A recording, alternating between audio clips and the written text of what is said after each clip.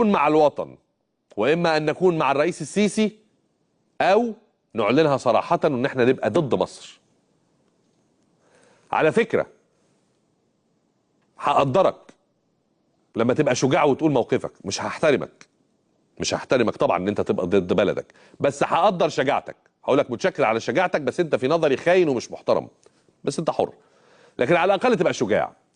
لكن تبقى خاين وجبان، تبقى يعني عملت المصيبتين مع بعض، تبقى في الحضيض الاسفل من نار الدنيا، ماليش دعوه بنار الاخره.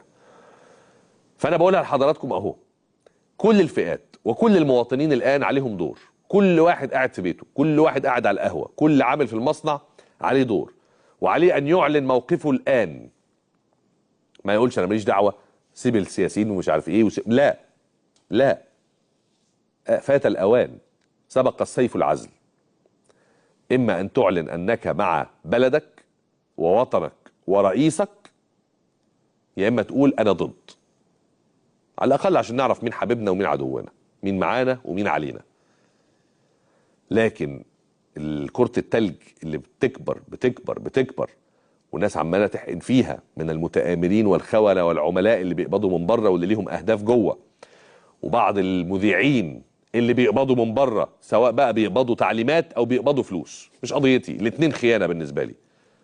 الاتنين بالنسبه لي خيانه، اللي بيقبض تعليمات واللي بيقبض فلوس، او بعض السياسيين اللي بايعين البلد من زمان. الناس دي لازم تبان، فعشان تبان لازم تعزل، لازم تتنبذ. عارفين يعني ايه تتنبذ؟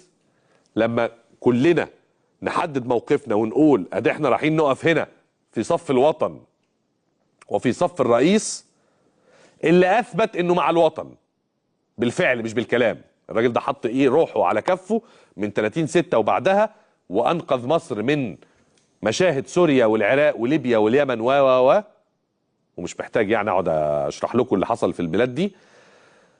فاللي فاكر بقى ان شويه معاناه اقتصاديه، ولا شويه رفع اسعار، ولا الكهرباء لو قطعت في الصيف، ولا القوطه لما غليت اسبوعين، ولا الباميه لما غليت 10 ايام، ده عيشه ما تتعش. انا بقول له خد باسبورك وروح سلم نفسك لداعش العراق ولا داعش سوريا. خد باسبورك واطلع على الحدود لليبيا وعيش لو عرفت تعيش. خد باسبورك وروح في اليمن مع الحوثيين اتلحوس معاهم. خد باسبورك وغور.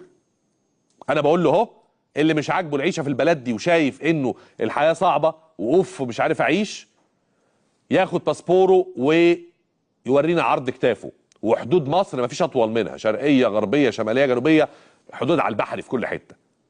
ينقي له اكبر حد، اكبر بحر، ويغور.